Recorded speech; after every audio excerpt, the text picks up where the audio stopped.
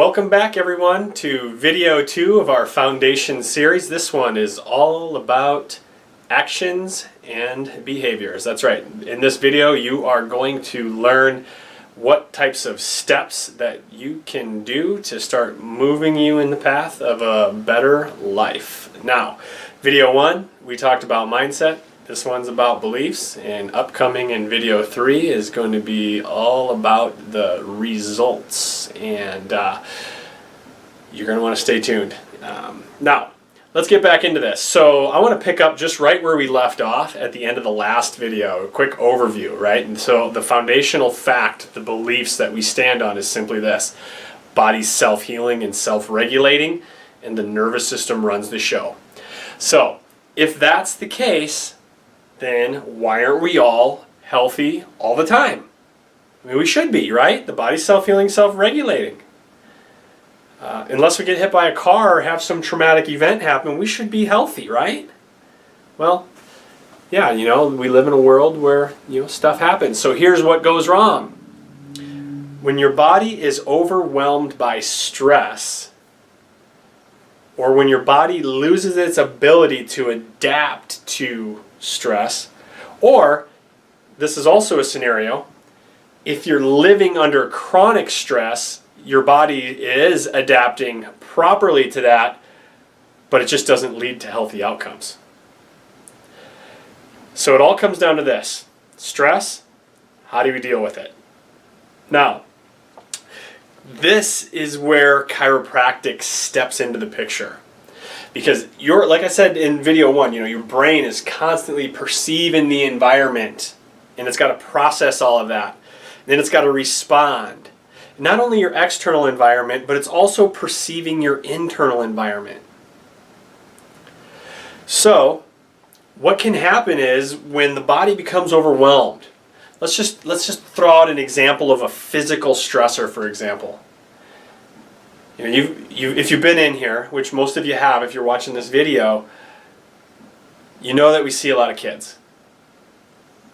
We get the question, why would a new baby, need to see a chiropractor? Well, let's just think about this from a physical stress standpoint. Was there stress on that little baby's body when they were born? Absolutely. Absolutely there was stress on that body. Now, when the pregnancy is treated as a symptom, right, that we need to create intervention for, right, then it increases the stress. The more you get away from the natural process, the more stress is on the baby. Let me give you an example. So a baby born, like we had 3 babies born at home. That's kind of strange for some people to comprehend, and maybe like dangerous. Some people may think that's dangerous, even though it's really statistically safer. But just like in the hospital and at home, stuff can happen, stuff can go wrong. But let's just talk about in the scenarios that we had with our 3 youngest boys. They were born at home, and it was a completely hands-off birth. What hands-off meant was that we were able to work with my wife so that to help keep her relaxed and help her, like I was basically her coach. His husband coached childbirth is what we did. And we were able to identify what her body was wanting to do in the moment, and we were able to help assist her to get into certain positions that she wanted to get in through labor and through birth. And hands-off simply meant that our staff, our team that we put together to help us with these home births, they were there to assist and to basically catch the baby. There was no pulling or twisting. All the forces on that little baby's head as they came out were all compressive forces. Very natural for that to be. Now, again, this isn't, we don't want to think in terms of this is bashing medicine when I say this, but when we look at how it's done in the hospital, there's a lot more hands-on. And hands-on means that there's a little bit of pulling, a little bit of tugging. Sometimes you work the shoulders out so they get them out, and then one shoulder comes, they kind of give it a little turn, pull them out. C-section babies, C-section deliveries, basically they open mom up, they reach in. A lot of times C-section babies do also come out head first, which means the doctor has to hold them by the head and pull them out. And there is a lot of stress on that little baby's underdeveloped neck that can cause misalignment. That misalignment is a physical stress. Okay? That pull and twist is a physical stress that creates the subluxation. I don't know, I can't remember if I said that word yet in this video, but where does it go wrong? Overwhelmed by stress creates subluxation. Subluxation is what chiropractors are trained to find and correct. That's what I do. So we look for these subluxations, and we're able to identify them by looking at a few different things. First of all, spine needs to move right. Now, I'm going to make a nerdy video for you guys that want the details. So I'm going to try to skip through the details of the very, very specific nature of the subluxation. But it simply looks like this. We look at alignment and we look at motion of the spine because of the neuro stuff that goes on in the nerdy video that I'm going to talk about later, and how that relates to the function of the central nervous system. So we can identify that in our office and we measure that. If you've been in through our day one, our Discovery Day visit, then you've seen this. You've seen your scans. But the scans are basically what they're doing is they're measuring very basic jobs of the nervous system. And these are jobs of the nervous system that are easily to measure without getting invasive. So we look at that. We look at posture, how your body's orienting itself in gravity. Okay? This, if this feels natural to you, then there's definitely some misalignment. And that's not as big of an issue as long as things are moving well. So then we take you through different patterns of motion so that we can feel for fixation. If we find fixation and we find misalignment and we are able to measure any kind of nerve disturbance, then we know that the adjustment will be beneficial. It's about regulating, upregulating, normalizing the function of the nervous system. So that's what a subluxation is. Misalignment that creates a disturbance in the way that the brain is perceiving and responding in the environment. So the next big question is, we know what it is, we know how to find it, how can you improve it? So this is a question that you need to ask yourself. If you're going to improve this, you got to ask yourself, how much do I really care whether or not my nervous system's working optimally? It's a serious question. What is it worth to you? What do you want to get out of your body over the next, most people come in, again, because of a symptom, right? Maybe that's you, maybe it's not. So when we look at goals, a lot of people's goals that they put on our goal sheet is simply, I want to get rid of XYZ symptom, or I want this pain to go away so I can sleep better, or I want this pain to go away so that I can, swing a golf club again, or I want my baby to be able to eat better and sleep better so that I'm not so stinking exhausted when I got to go to work. So you got to figure out, what do I care? You gotta care to fix this stuff, because if you don't care to fix it, then you're not going to have the drive and the actions to move in the right direction. A good question that I like to ask people to try to figure out how much they really care is to ask what do you want to be doing when you're in your 60s? Do you want to be just sitting around on your couch and watching TV? No judgment here. I mean, if that's your thing, then cool. Do you want to be out playing with your, 5, 6, 7, 10, 14-year-old grandkids? Do you want to be able to play with them? Do you want to take them fishing? Do you want to take them hiking? Do you want to, take them around the yard? Do you want to teach them to garden? How do you want to use your body? Because even if you're 30, and if you can get the why do I have to care so much? It's because what we do today and tomorrow and the next day and over the next 20 years is going to lead to the type of body that we have 20 years from now. Right? Like I could eat, I love Happy Joe's Pizza. I could eat Happy Joe's Pizza every single day if I wanted to, but what kind of body would I be building to have energy to play with my kids? I love you, Happy Joe's. So, first of all, you gotta, like I said, dig really into that, and you gotta care. The second thing you have to do, the second action step that you have to do to help restore function and improve your adaptability in your body is you have to follow the recommendations of your health team. Dr. Jenny and I have done extensive training not only on how to find and correct a subluxation, but also into looking at what healthy people do. Like, what's their behaviors? We know this stuff. And basically what it comes down to is get your spine and nervous system checked and watch your stressors. Okay? Stress comes in many different forms, but we label it down into physical, chemical, and emotional stress.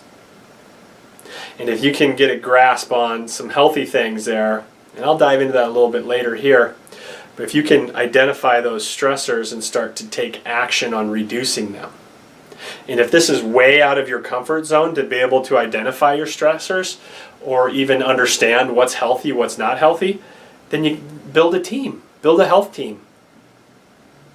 Dr. Jenny and I, we want to be your health team.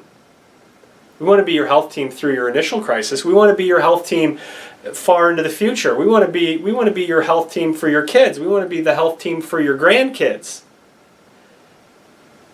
Because we really love the people we take care of. And we like the community. And it is way more fun in a community of people that are all trying to move towards something. Better health, better life. That's what it's all about. So you want to identify them. Let's dive into some of the specifics here. So when I say follow recommendations of your health team, well, if you're watching this, again, more than likely you've been through our Discovery Day, and if you haven't, then go ahead and make an appointment, come through our Discovery Day, right? But you've been through our Discovery Day, we've done our evaluation, we've discovered the health of your spine and nervous system, and if there was subluxation, we made specific recommendations on care. And if you've never been to a chiropractor before and you went through this process, then you might be finding yourself coming into our office, 3 times a week for a while. So, following the chiropractic recommendations are very important. And the reason it's very important is because we are the only healthcare profession, we're the only profession really focused on the restoration of the nervous system. We're looking to help normalize nerve function so your body can take care of itself the way that it was designed to do. And the recommendations we make are really based upon clearing up those scans, making your scans look good, making your body move better, helping it do what it needs to do so that you can stay healthy from the inside out. Now, initially, we've gotten some feedback over the years like, why do we need to be 3 times a week? And the reality of it is that, we have to follow the rules of nature. We have to follow them. One of those rules of nature is simply time. Time. It takes time to heal. When I broke my arm, you know what they did when I broke my arm? When I was playing football and I went to tackle the tiniest guy on our team, okay? I went to tackle this guy and he spun back into my arm and he shattered both bones of my arm. He's hanging like that right here. We went to the doctor, the nurse, they were yanking on my fingers, pulling, trying to get things to line up right so that like when it healed I wouldn't be disfigured. and so that I could get some function back in there. So they stretched that out. They laid a cast on there. I walk around school and think of the jokes that you could have and the fun you could have with this. If you knew me back then, I had to walk around school with my arm above my head like this for 2 weeks. Never gets old, right? Hey, Jack, you got a question? Yeah, that's funny. I like that one. So it took time. That one right there, 10 weeks with the cast on there. 10 weeks. And the reason it took 10 weeks is because you had a remodeled bone. Then once that cast came out, I could hardly move my elbow. I could hardly straighten it out. So it took another several weeks just to get the strength back in my arm. But you know what? Time healed it. Now, if you have long-standing subluxations, right, the misalignment and the fixation in the spine, you are affecting, or that process affects the nerves, it affects the muscles, it affects the ligaments. If I take a joint that's supposed to move like this, and I put it like this, and it stays that way for 10 weeks, what's this going to look like when I get out of there? Right? Imagine you take a spinal joint that's supposed to go fully like this, now it's going like this.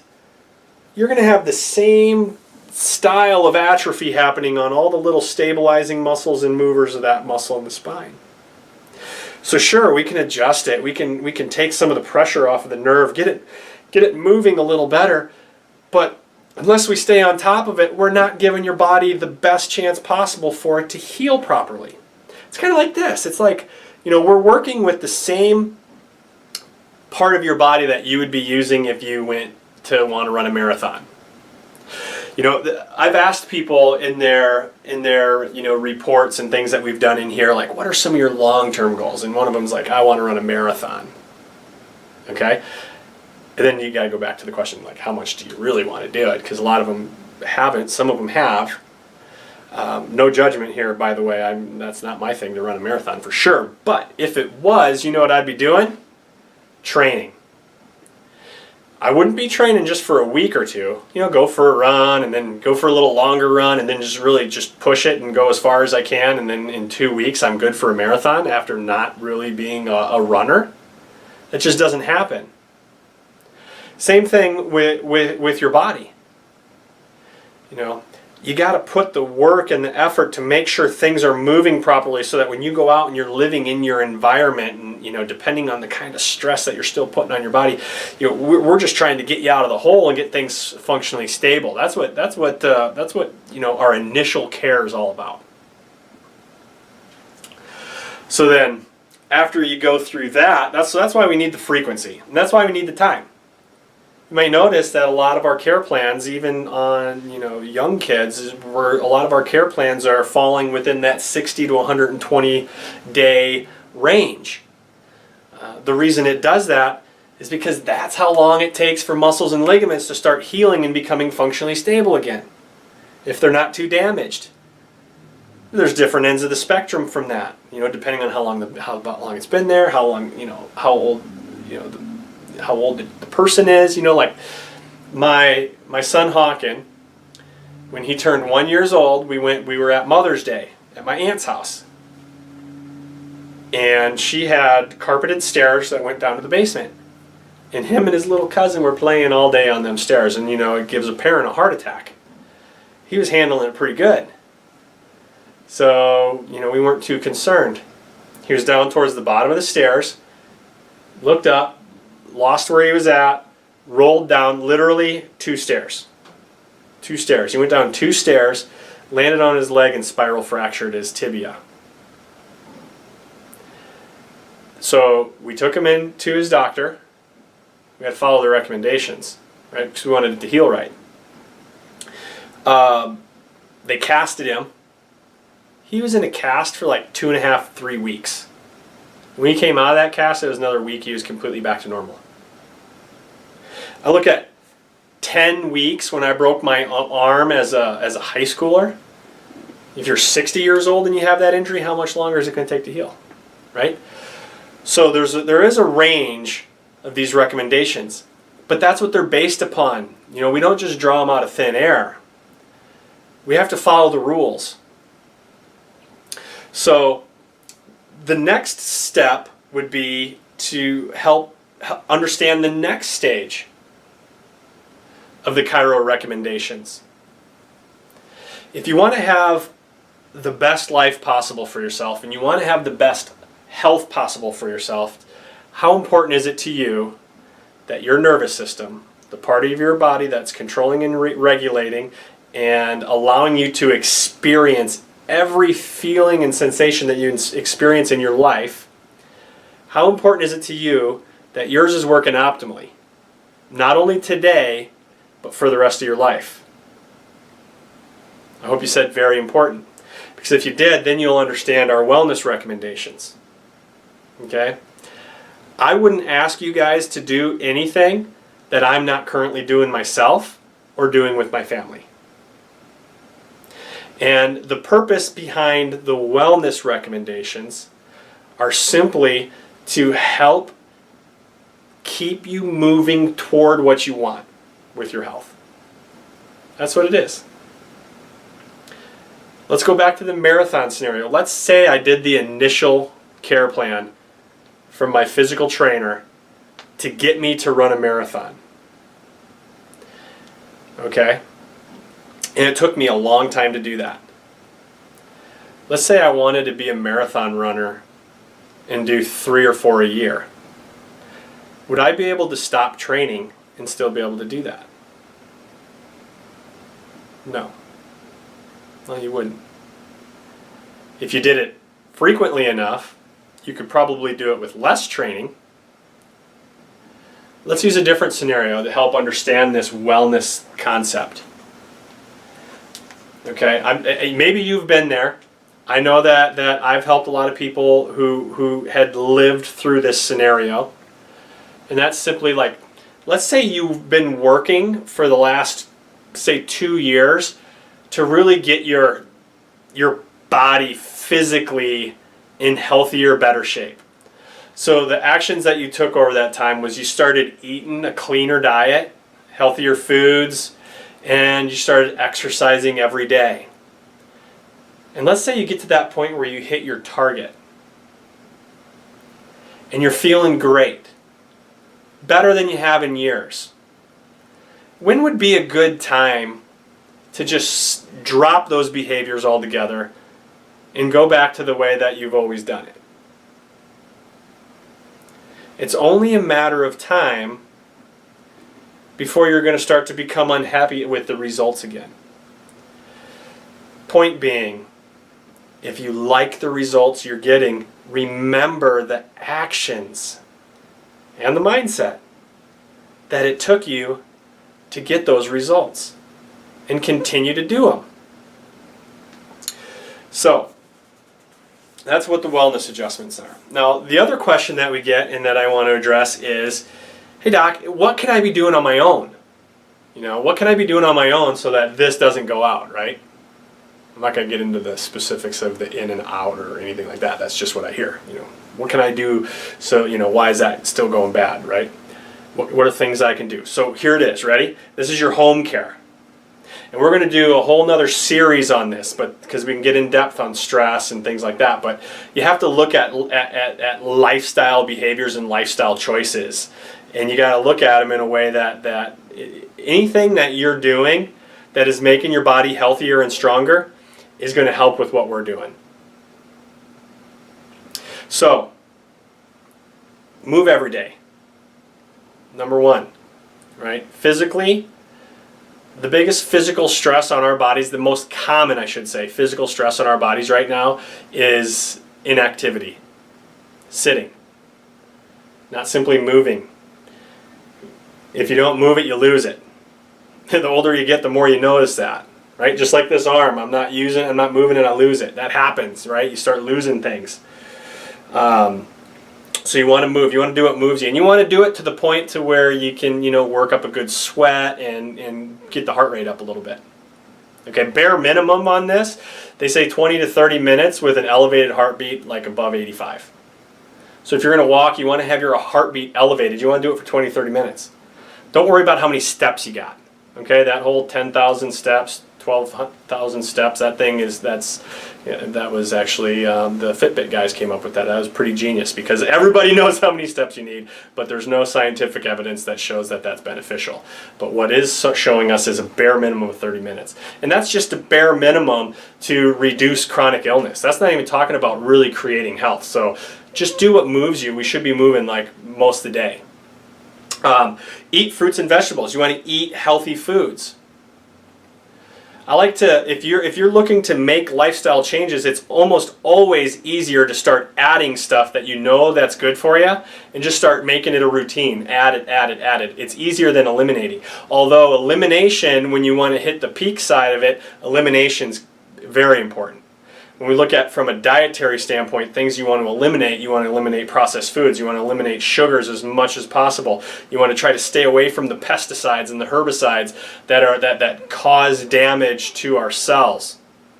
Plenty of evidence out there that we shouldn't be eating pesticides and herbicides.